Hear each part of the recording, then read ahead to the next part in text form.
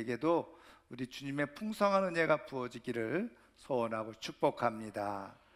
20세기 초에 미국의 이 개혁파 유대교 랍비인 한 사람이 있었는데요. 이름이 조슈아 리버먼이라고 하는 분입니다.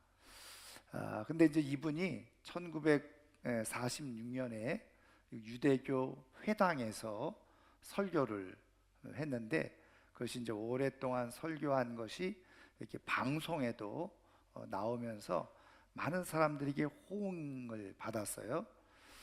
그러면서 이제 그것을 기초로 해서 책을 하나 펴냈습니다. 근데 이제 그 책이 무려 미국에서 58주 동안이나 1위를 한, 판매 부수 1위를 한 베스트셀러가 되어졌다는 거죠. 그 책의 제목이 뭐냐? 바로 Peace of Mind, 마음의 평화라고 하는 그런 제목의 책이었어요. 그런데 이 책이 발행되어지고 나서 이 출판계에서는, 또 평론가들은 뭐라고 이야기를 했냐면, 미국의 문화적 지진을 가져온 책이다, 이렇게 표현을 했다는 거예요. 문화적 지진을 가지고 왔다. 여러분, 미국 사회는 뭐 지금은 많이 퇴색되었습니다만은 얼마 전까지만 해도 사실은 기독교가 절대적인 문화를 이루는, 그래서 영화, 출판, 모든 부분에서 기독교 문화에 의해서 지배되어졌던 곳인데, 바로 이 유대교 랍비가 이 책을 펴냄으로 말미암아서 유대교에 대한 새로운 이렇게 시각들을 갖게 하고 문화적 지진을 가져온 책이다. 그만큼 많은 파급 영향력이 있었다는 거죠. 그런데 이제 이 책을 보면 이런 이야기로 시작을 해요. 인생에서 원하는 것이 있잖아요. 근데 자기가 소원하는 것을 이루고자 하는 한 젊은이가 있었는데, 그것을 이룰 수 있는 방법을 알고 있는 지혜자, 현자가 있다는 것을 이 젊은이가 듣게 됐죠, 소문으로. 그래서 내가 원하는 것을 어떻게 다 이룰 수 있을까? 그래서 그 현자를 수소문해서 찾아가게 됩니다. 그리고 이제 결국은 그 현자를 만나게 되죠. 그래서 어떻게 왔느냐고 물으니까, 내가 정말 고생하면서 여기까지 왔는데, 어르신께서 내가 세상에서 살아가면서 소원하는 것, 원하는 것은 다 이룰 수 있는 방법을 가르쳐 준다고 해서 제가 이렇게 고생하면서 여기까지 찾아왔습니다. 그렇게 얘기를 하는 거예요. 그러니까, 그러면 자네의 소원이 뭔가? 이렇게 물어봤더니 7가지를 얘기했어요. 첫 번째가 건강, 그 다음 2번째는 사랑, 3번째는 재물, 4번째는 아름다움, 5번째는 재능, 6번째는 권력, 7번째는 명예. 이렇게 쭉 자기가 원하는 것을 이야기를 했다는 거예요. 그랬더니 이 현자가 빙긋이 웃으면서 이렇게 이야기를 하더라는 거죠. 자네가 원하는 모든 것들은 이 세상 사람들이 다 똑같이 원하는 것일세. 그런데 중요한 것 하나가 빠졌네. 그것은 바로 다름 아닌 마음에 평안이 없으면 그 모든 것들이 다 아무런 소용이 없다는 것이네. 이렇게 이야기를 해줬다는 거죠. 그러면서, 그럼 그 마음의 평안을 얻기 위해서 어떻게 해야 되느냐 하고 그 책을 써내려 간 거예요. 여러분, 이 현자가 얘기하려고 했던 게 무엇일까요? 아무리 세상에서 좋은 것, 많은 것을 다 가졌다고 하더라도 그 마음에 평안이 없으면 그 세상의 모든 것들이 다 의미가 없다는 거죠.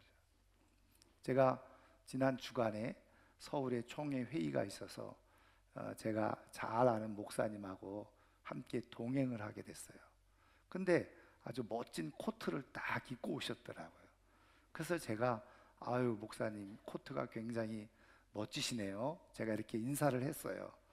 그랬더니 이 목사님이 어깨를 딱, 이 어깨에 힘이 들어가면서 하시는 말씀이, 우리 교회 성도님이 선물한 거야, 딱 그러시더라고요. 제가 얼마나 부러웠는지. 그러면서 그분이 왜 선물을 하게 됐는지를 설명을 해주시는 거예요. 뭐냐면 이분이 교회 나온 지 한 4, 5년밖에 되지 않았대요. 그런데 매년 한 벌씩 옷을 목사님을 위해서 해주신다는 거예요.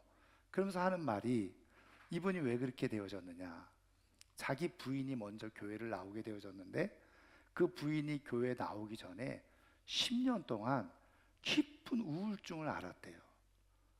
자기가 개인적인 사업을 크게 하면서 여기저기 병원을 찾아다니고 해도 이 우울증이 치료가 되지 않았다는 거예요. 그래서 자기가 거짓말 조금 보태서 출근을 하면 매일 1시간에 한 번씩 전화를 집에 꼭 해야만 했다는 거예요. 왜냐하면 아내가 우울증에 빠져서 어떤 일을 벌일지 모르니까. 그래서 전화를 안 받으면 자기가 아무리 급한 일을 하다가도 집으로 달려가서 그 아내를 봐야지 한심이 됐었다는 거예요. 그 정도로 우울증이 심했었다는 거죠. 그런데 주변에 그 교회 성도님 누군가가 이분을 전도를 한 거예요. 교회에 오면은 우울증 싹 낫는다. 그래가지고 진짜 이 여자분이, 부인이 교회를 따라 나왔어요. 어떻게 됐을까요? 예, 당연하죠. 우울증이 다 난 거예요. 예, 그래가지고 이 우울증이 다 낫고 나서 이제 아내는 교회를 열심히 나오고 봉사도 하고 이렇게 이제 하는데, 자기는 그냥 부인 교회 열심히 가라고, 너무 좋잖아요. 우울증이 다 낫고 행복하게 그렇게 지내고 있으니까. 그런데 자기 큰딸이 결혼할 때가 됐는데 주례를 누구한테 맡겨야 되나. 근데 아직 믿음이 없고 자기는 교회도 나가지 않은 상태니까 딸 아이의 그 고등학교 은사 선생님한테 부탁을 해야 되겠다 하고 찾아갔대요. 그랬더니 이 은사 선생님이 수영록교회 안수 집사님이었는데 이렇게 주례를 부탁하니까 아유 고맙다면서, 그런데 혹시 교회를 안 나가냐고 물어보더라는 거예요. 그래서 부인만 나가고 있다. 그랬더니 이 집사님이, 그러면 그 출석하는 교회 목사님에게 주례를 부탁하면 그 목사님이 아주 기쁘게 흔쾌하게 주례를 잘 해주실 거다. 꼭 부탁을 드려라. 이렇게 얘기를 하더라는 거예요. 그래서 이제 이 남편은 교회를 안 나왔지만 인사드리러 가야 되니까 어쨌든 자기 부인하고 함께 그 목사님에게 주례를 부탁했고, 그래서 목사님의 주례로 첫 딸이 결혼식을 했다는 거예요. 근데 이제 이 남편의 마음속에 미안한 마음도 있고, 또 자기 아내가 그렇게 교회 다니면서 이렇게 변화되어진 것을 정말 행복하게 여겨서 자기도 저 교회를 따라 나오게 된 거예요. 근데 교회를 나오면서 교회에서 하라는 그대로, 또 목사님이 성경 공부하라는 그대로 성경 공부를 하는데, 이분이 60이 다 넘어서 교회를 나왔고, 그러는데도 그 기업체를 운영하면서 바쁜데도 숙제 내주면 정말 너무너무 꼼꼼하게 숙제도 잘 해오고, 그렇게 신앙이 쑥쑥쑥쑥 자라는 게 보여졌는데, 어느 날부터인가 목사님 그러면서 그렇게 옷을 매년 한 벌씩 해주시더라는 거예요. 아니 그 교회 나와서 이렇게 은혜를 받고 그렇게 정말 우울증이 다 치료됐으니까 그렇게 할 만하겠죠. 근데 제가 말씀드리려고 하는 것은 뭐냐면, 그 10년이라고 하는 시간 동안에 사업도 잘 되고, 그리고 자녀들은 다 공부를 잘해서 미국 유학 다 보내고, 그렇게 너무나도 아무 문제가 없었다는. 근데 단 하나, 아내가 우울증에 걸려서 고생을 하니까 아무 의미가 없더라는. 자녀들 공부 잘하는 것도 별로 신나지가 않고, 사업 잘 되는 것도 하나도 신나지 않더라. 그래서 평안이 없으면 아무 의미가 없다는 거죠. 여러분, 또 하나 의미가 뭔지 아세요? 그 대신 반대로 마음의 평안이 제대로 가득 차 있으면 아무리 삶이 시끄럽고 어렵고 힘든 것처럼 보여져도 그 삶은 어떻게 해요?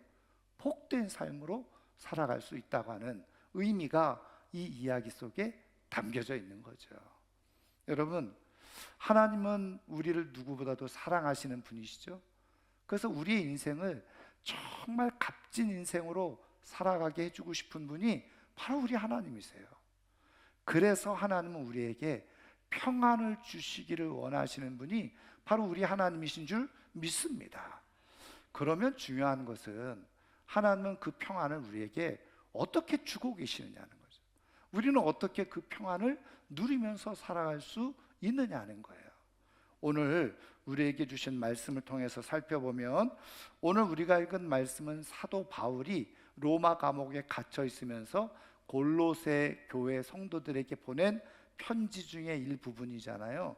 그런데 이 부분 중에 말씀해 주시는 내용이, 오늘 읽은 내용이 요점이 뭐냐면, 예수님이 교회의 머리가 되시고 모든 것을 다 갖추고 계신 분인데, 예수님이 십자가에 피 흘려 죽으셨다. 그것으로 인해서 바로 하나님과 우리 사이에 화평을 이루게 되셨다. 그리고 하나님은 그 무엇보다도 자기와 화목을 이루시는 것을 그 무엇보다도 누구보다도 기뻐하신다. 이게 오늘 말씀의 중요한 내용인 거예요. 그래서 그 다음에 이제 우리가 읽어보면 너희들이 하나님과 화목해라 이렇게 권고해 주고 있는 그런 말씀이잖아요.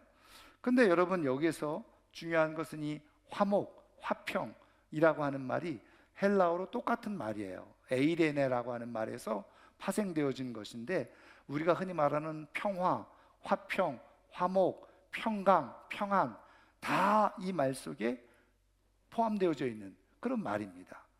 근데 여러분, 여기서 한 가지 우리가 살펴볼 것은 바로 하나님께서 이렇게 사람들과 화목을 이루는 것, 그걸 하나님은 왜 이렇게 기뻐하시고 좋아하시느냐는 거예요. 여러분, 어떤 의미에서 하나님과 이렇게 화목을 원하신다 하는 것은 뒤집어 보면 전제가 뭐예요? 하나님과 사람 사이에 불화가 있다, 단절이 있다는 것을 의미하는 거죠. 화목하지 못하니까 화목을 원하신다, 화목을 기뻐하신다, 그렇게 말씀하는 것 아니겠어요? 그러면 여러분, 왜 하나님은 우리랑 이렇게 단절된 상태에서 왜 자꾸 우리랑 화목해지기를 원하고 화평을 이루기를 원하시는 걸까? 하나님은 우리랑 화목해져야지 하나님이 훨씬 더 행복해지고 하나님이 기분이 좋으셔서 그러신 걸까? 여러분, 우리가 신학적으로 성경적으로 보면요, 하나님은 삼위일체 하나님, 성부 하나님, 성자 예수님, 성령 하나님이 한 분이시잖아요. 근데 이 안에서 충분히 완전하게 사랑을 이루시고, 그리고 평화를 이루시고 평안의 관계를 맺고 계시는 분이 바로 삼위일체 하나님이시라는 거예요. 다시 말하면 거기는 완전한 100% 평안을 이루고 있다는 거예요. 그래서 그 얘기는 뭐냐면, 다른 외부적인 평안 필요가 없다는 거예요. 하나님은 그런 분이세요. 완전한 평안을 가지고 완전한 사랑을 가지고 그리고 존재하시는 분, 그분이 바로 하나님이세요. 여러분, 그런데 그 하나님이 우리랑 사람하고 화목하기를 원하신다는 거예요. 여러분, 왜 그러시는 거예요? 여러분 보세요. 그러면 우리가 뭐 하나님의 그런 그 일에 뭐 도움이 될까요? 여러분, 말씀드린 것처럼 하나님은 우리가 없어도 충분히 홀로, 그리고 삼위일체 하나님이 완전한 만족을 누리고 계실 수 있는 분이 바로 삼위일체 하나님이세요. 그러니까 우리가 굳이 필요가 없어요, 존재하시는데. 근데 여러분, 우리도 마찬가지잖아요. 예를 들면 내가 사람들과의 이 뭐 관계 속에서 지금 요 관계만으로도 충분히 나는 만족하고 행복하고 불편함도 없고 살아가는데 아무 문제도 없어요. 저 멀리 떨어져 있는 상관없는 사람, 그 사람한테 내가 굳이 뭐 화목하기를 원하고 뭐 친해지려고 할 필요가 없어요. 예를 들면 서울에 사는 모 아무개라고 하는 사람하고 아무 관계가 없잖아요. 근데 만약에 내가 거기다가 시간을 들이고 물질을 들여서 막 친해지려고 하면 여러분 이해가 되겠어요? 여러분 우리끼리도 충분하잖아요. 전혀 알지도 못하는 사람한테 그렇게 굳이 할 필요가 없잖아요. 여기 안에서 충분한데. 근데 하나님은 그렇다는 거예요. 하나님 안에서 충분한 완전한 사랑과 평안을 가지고 얼마든지 아무런 어려움 없이 문제 없이 100% 만족을 가지고 존재하실 수 있는 분인데, 굳이 사람에게 찾아와 가지고 나랑 좀 친하자 이렇게 하실 이유가 전혀 없다는 거예요. 그렇죠? 여러분, 그런데다가 여기다 좀 더 나가서 생각을 해보세요.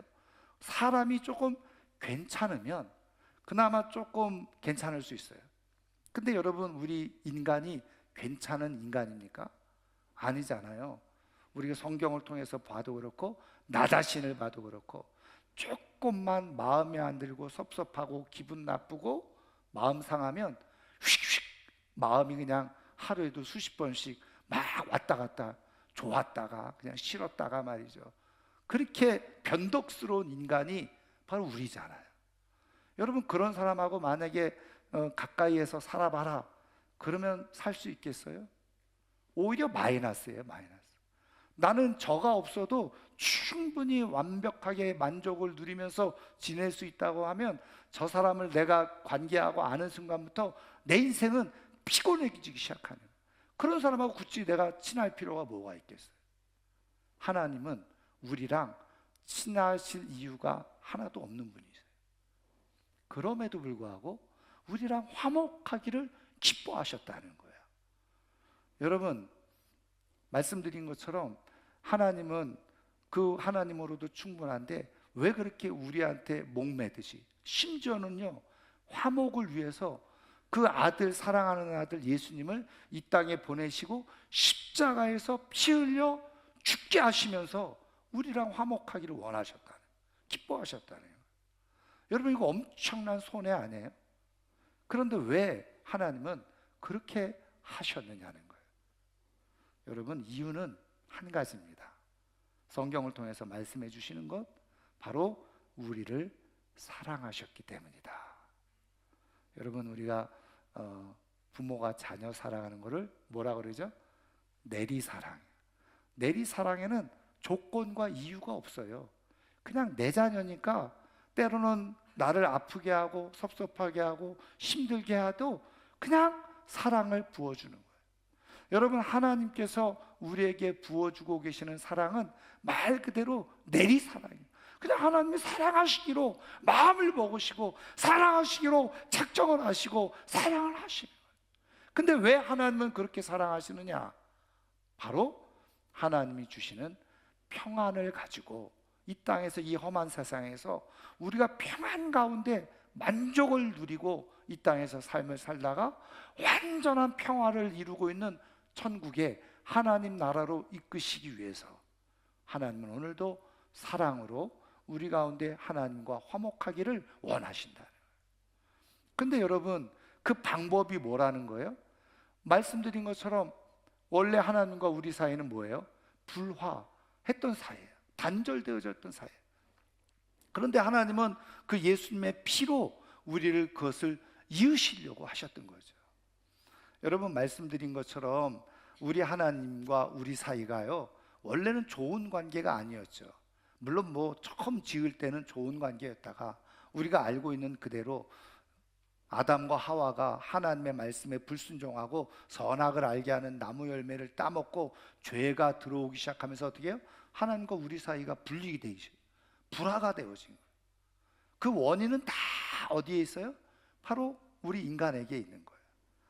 그러면 여러분, 인간이 먼저 하나님 앞에 요청을 해도 될까 말까 한데 거꾸로 하나님이 우리를 사랑하셔서 우리에게 요청을 해오시는 거예요. 근데 여러분, 이때 그럼 왜 예수 그리스도의 피가 필요했어요? 우리가 잘 아는 것처럼 여러분, 우리가 죄를 가지고 있어서는 하나님과 좋은 관계에 있을 수가 없는 거예요. 그래서 하나님은 구약시대 때는 어떻게 해요? 짐승에다가 손을 얹어서 내 죄를 다 전가시키고 원래 내가 형벌받아서 죽어야 될 내가 죽지 않고 대신 양이나 소나 염소나 비둘기나 이런 거를 잡아서 피 흘리게 하고, 그리고 나는 용서를 받고, 그리고서 하나님과의 관계가 유지되도록 하나님이 하셨던 거예요. 그런데 그것들을 다 폐하시고 이제는 어떻게 해요? 유일하시고 완전한 제물 되시는 예수님을 이 땅에 보내시고, 예수 그리스도의 보혈의 피로 말미암아서 바로 우리가 하나님과 화목할 수 있는, 죄를 다 덮으시고 하나님과 관계를 맺을 수 있도록 하나님께서 은혜를 베풀어 주셨다는 거예요. 그래서 누구든지 내가 지은 죄로 인해서 죽어야 될 인생인데 나를 대신해서 예수님이 십자가에서 피 흘려 죽으셨습니다, 그것을 고백한 사람들은 누구든지 남녀노소 상관없이 어떤 죄를 지었든지 다 우리 하나님께서 용서해 주시고 다 덮어주시고 어떻게 해요? 끊어졌던 관계를 다시 회복시켜 주신다는 거예요. 근데 여러분, 왜 하나님은 그런 관계를 다시 회복시키시려고 하는 거예요? 말씀드린 것처럼 하나님이 우리를 창조하실 때 우리 인생을 완전한 인생, 다시 말하면 완전한 평안 가운데, 평화 가운데 삶을 살아가는 인생으로 하나님께서 우리를 지으셨다. 근데 그때 지으실 때 하나님께서 하나님의 영을 우리 가운데 부어주셔서 우리가 하나님과 친밀한 관계 속에 있을 때 비로소 우리의 인생은 완전한 평안을 누리며 살아갈 수 있도록 우리를 지으셨어요. 근데 죄가 들어오면서 말미암아서 하나님이 우리와 함께 하실 수 없게 되어진 거죠. 그러니까 하나님이 계셔야 될 공간에 텅 비어버린 거예요. 그래서 우리의 인생은 어떻게 돼요? 그 다음부터 아무리 평안을 얻으려고 뭐 마음 수련을 하고 애를 쓰고 뭐 해도 어느 순간에 마음이 헛헛하게 허무한 게 그냥 비어 있는 거예요. 왜? 하나님이 계셔야 될 곳에 하나님이 계시지 않으니까. 우리 하나님이 우리를 그렇게 만드셨거든요. 그러니까 사람들은 멋모르고 어떻게 해요? 자꾸 거기다가 다른 걸 자꾸 채우려고 하죠. 사람들의 육체적 욕망을 채우려고 하고, 돈을 채우려고 하고, 명예를 채우려고 하고, 권력을 채우려고 하고, 안 되다 보니까 어떻게 해요? 다른 우상들 끌어다가 거기다 채우면 자신의 인생에 뭔가 평안을 얻을 수 있을 줄 알았는데 다 소용이 없는 거예요. 그 어느 것으로도 하나님이 채워져야 될 공간에 다른 것으로는 절대로 만족을 얻을 수 없고 평안을 얻을 수 없던 거예요. 하나님은 그래서 이 비밀을 잘 아시죠. 그래서 다시 하나님이 계셔야 될 공간에 하나님으로 채우도록 하시기 위해서 우리가 하나님과의 불화했던 관계를 예수 그리스도의 십자가의 보혈로 같이 채우시고, 하나님 우리 안에 들어오셔서 우리가 하나님을 우리가 누리게 되어질 때 하나님과의 좋은 관계 속에서 우리는 비로소 완전한 평화를 누리며 살아갈 수 있도록 하나님께서 하셨다는 거예요. 그런 의미에서 여러분, 우리가 평안을 누릴 수 있는 단 한 가지 가장 기본적이고 본질적이고 중요한 것은 뭐냐? 하나님과 화목해야 되는 거예요. 하나님과 아주 친밀한 관계에 있어야 되고, 내 안에 계셔야 될 하나님이 제대로 온전하게 충만하게 계실 때 우리는 비로소 참된 평안을 얻으면서 삶을 살아갈 수가 있게 되어지네요. 여러분, 내가 예수님을 믿고 교회를 다니는데 내 마음속에 자꾸 평안이 없고 이렇게 세상 시끄러운 얘기 들으면 자꾸 그것에 신경 쓰이고 불안해지고 두려워지고, 여러분 이런 얘기 조심스럽지만 제가 조금 아까도 카톡이 왔길래 열어봤더니 어떤 분이 대통령이 탄핵해서 내가 평강을 누리게 됐다. 또 어떤 분은 카톡을 보내와가지고 대통령이 탄핵이 돼가지고 내가 우울해졌다. 여러분, 대통령 탄핵된 것이 내가 마음의 평강을 얻는 비밀이에요? 대통령이 탄핵된 것이 내가 내 인생을 우울하게 만드는 요인이 되는 거예요? 여러분, 그러니까 예수 믿어도 소용이 없는 거예요. 교회 다녀도 소용이 없는 거예요. 왜? 환경과 상황에 계속 내 마음이 지배를 받고 있는데 거기에 무슨 평안이 있고 무슨 평강이 있어요? 내가 조금 좋은 일이 있으면 기분 좋아서 평안이 있는 것 같다가 조금만 힘들고 어려운 일이 있으면 우울해지고 힘들어지고, 그게 무슨 평안이에요? 안 믿는 사람들도 다 그렇게 살아가는데 하나님은 우리가 그런 인생 살아가는 것을 전혀 원하지 않으시네요. 여러분, 세상은 어떻게 되든지 간에, 내 삶이 어떤 상황으로 흘러가든 간에 하나님은 내 삶에 하나님 주시는 참된 평안을 가지고요, 평정심을 잃지 않고 믿음으로 계속된 삶을 살다가 하나님이 주시는 완전한 평화의 나라에 이르기를 원하시는 것이 바로 우리 하나님이신 줄 믿습니다. 그래서 오늘 우리에게 그런 상황과 환경과 여건과 조건에 의해서가 아니라, 어떤 상황과 형편과 조건이랄지라도 내가 마음의 평안을 누리도록 하기 위해서 우리에게 있어야 될 건 뭐예요? 하나님이 우리 안에 채워져야 돼요. 하나님과 친밀한 관계가 이루어져야 돼요. 그러니까 거꾸로 얘기하면, 내가 자꾸 세상의 지배를 받고 세상의 영향을 받으면서 살아가고 있다고 하는 것은 내 안에 계셔야 될 하나님이 충만하게 계시지 않아요. 내가 하나님과 친밀한 교제가 이루어지지 않고 있다고 하는 증거라는 거예요. 그래서 우리 하나님은 오늘 말씀을 통해서 우리에게 말씀해 주고 계시는 거예요.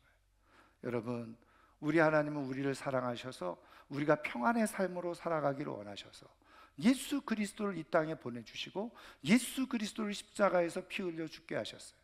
우리의 평화를 위해서, 우리의 평안을 위해서 하나님은 엄청난 대가를 지불하시면서까지 우리에게 평안을 주시고 싶어 하시는 거예요.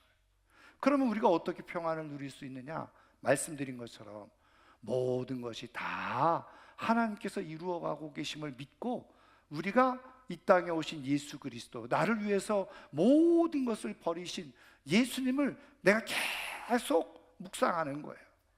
예수님을 바라보는 거예요. 오늘 우리가 불렀던 찬양처럼 주만 바라볼지라, 주님을 바라보는 거예요. 그런데 웬일입니까? 내가 주님을 계속 묵상하고 우리를 위해서 이 대림절에 오신 예수님을 내가 계속 묵상하다 보니까 어떻게 해요?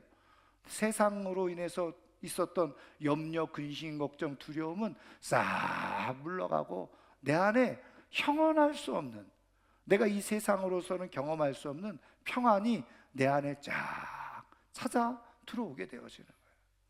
여러분, 하나님께서는 우리로 하여금 예수님을 통해서 참된 평안을 누리면서 살아가도록 하시기 위해서 오늘도 사랑으로 역사하고 계시는 줄 믿으시기를 주님의 이름으로 축원합니다. 여러분, 이 대림절에 그래서 우리가 해야 될 일은 뭐예요?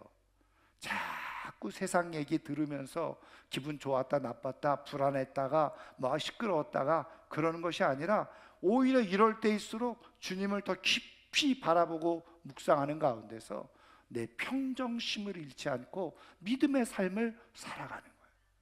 여러분, 그럴 때 세상 사람들이 우리를 바라보고서 부러워하면서 그 이유를 묻게 되어지는 거죠.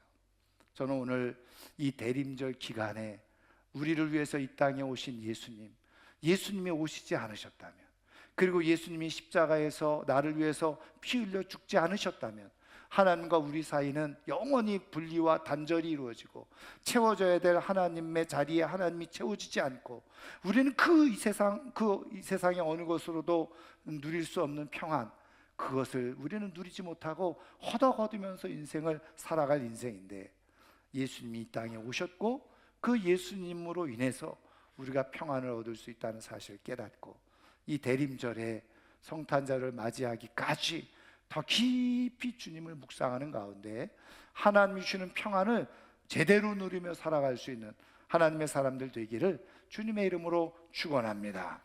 여러분, 우리의 평안은 절대로 공짜가 아니에요. 저절로 된 것도 아닙니다. 하나님께서 예수님을 핏값으로 내어주시고 우리에게 평안을 선물해 주시는 거예요. 이 하나님의 큰 사랑을 마음속에 기억하고 정말 하나님 주시는 이 사랑 속에서 평안을 제대로 누리며 살아가는 우리 모두가 되기를 주의 이름으로 축원합니다. 이제 말씀을 마치려고 하는데요, 우리가 잘 아는 중국 선교의 아버지 허드슨 테일러의 이야기인데요, 여러분, 이 허드슨 테일러는 1853년도 21살의 나이에 중국 선교사로 오게 되어졌어요. 그래서 52년 동안 중국에서 선교 사역을 하다가 1905년 73세의 나이로 하나님의 부르심을 받았어요. 근데 여러분 21살에 전혀 문화와 언어가 다른 이 중국에 와서 얼마나 많은 고생을 했겠어요. 여러분 그 선교 사역을 하는 동안에 아내를 잃었어요. 두 자녀를 잃었습니다. 거기 중국에다 아내와 두 자녀를 묻었어요. 여러분 이번에 우리 성경 탐구반 졸업여행에 서울의 양화진 선교사 묘원을 다녀왔어요.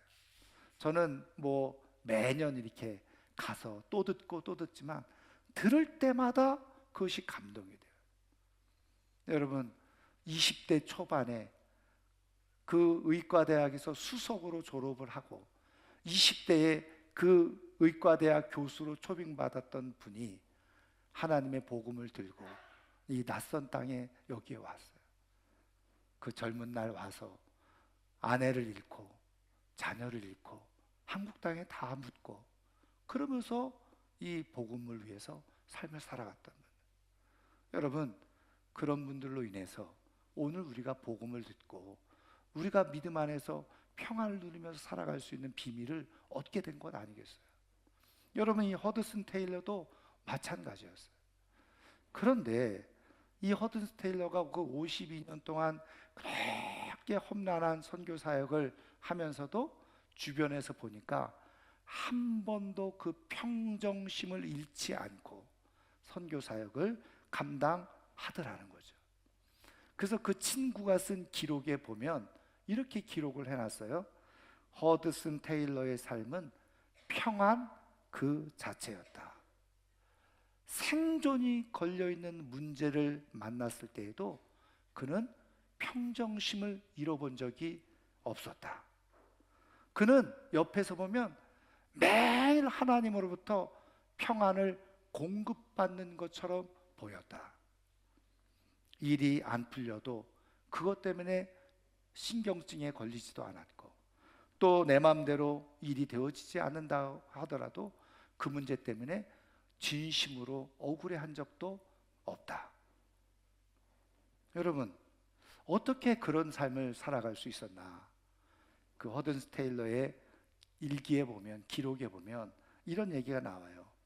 17세에 방황하던 이 허든스 테일러가 17살 때에 회심을 하게 되어지는데 주님을 만나는 일을 겪게 되는데 어느 날 아버지가 목사님이었는데 그 아버지가 목사님이었어도 어렸을 때는 교회를 잘 나가다가도 청소년 시기에 방황을 했다는 거예요.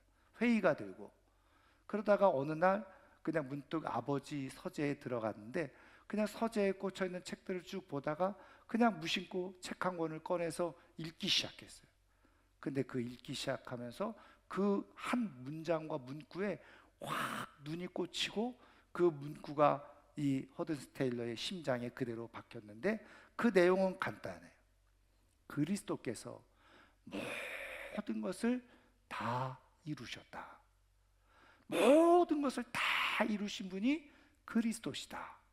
이 문장이 이 허든스 테일러 17살 허든스 테일러에게 확 와서 닿았다는 거예요. 주님이 모든 것을 다 이루셨어? 내가 내 인생에 대해서 궁금해하고 걱정하고 염려했는데 그리스도께서 다 이루셨다고? 그러면서 그 자리에서 정말 예수 그리스도를 자기의 주인으로 영접하고 헌신을 결단하게 되어진 거죠. 그리고 그날 일기에다가 허든스 테일러가 뭐라고 썼느냐 이런 결단을 하죠. 예수 그리스도로부터 받은 이 놀라운 은혜를 나는 죽도록 죽기까지 잊지 않고 나는 살겠노라. 그래서 사람들은 왜 허든스 테일러가 그렇게 많은 힘들고 어려운 사역 속에서도 평정심을 잃지 않고 매일매일 하늘의 평안을 받아 누리는 것처럼 보이는 그런 모습을 가지고 살 수 있었느냐? 우리 주님께서 다 이루셨다. 내가 원하는 대로 생각하는 대로 되어지지 않아도 주님은 주님의 뜻을 다 이루시는 분이고 나를 통해서 이루실 것들을 다 이루시는 분은 주님이시고 그리고 예수님께서 베푸신 은혜 그것을 늘 매일매일 기억함. 나는 예수님 때문에 살고, 나는 예수님으로 인해서 살고, 나는 예수님을 위해서 사는 삶이다. 그것을 매일매일 고백함. 힘들고 어려운 순간이 오면 그걸 가지고 붙들고 씨름하고 고민했던 것이 아니라, 그럴 때 나를 위해서 모든 것을 이루신 주님을 묵상하는 거예요. 그러면 순간적으로 닥쳐왔던 염려, 걱정 다 사라지고 정말 자기도 형언할 수 없는 큰 평안을 얻고 누리면서 살아갈 수 있었다는 거예요. 사랑하는 성도 여러분, 이번 대림절에 다시 한번 우리를 위해서 이 땅에 오신 주님을 더 깊이 묵상하시기를 주님의 이름으로 축원합니다.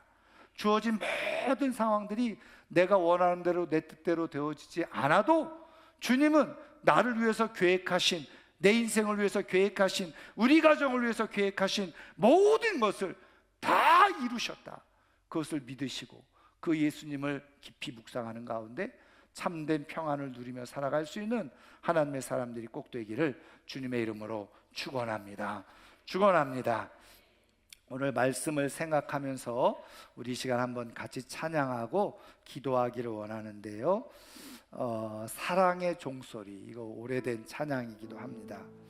오늘 우리를 향해서 사랑으로 역사하시고 말씀하시는 주님의 은혜를 기억하고 주님을 깊이 묵상하는 가운데 정말 제대로 된 평안을 누리며 살아가는 내 삶이 되게 해달라고 기도하는 시간을 갖도록 하겠습니다.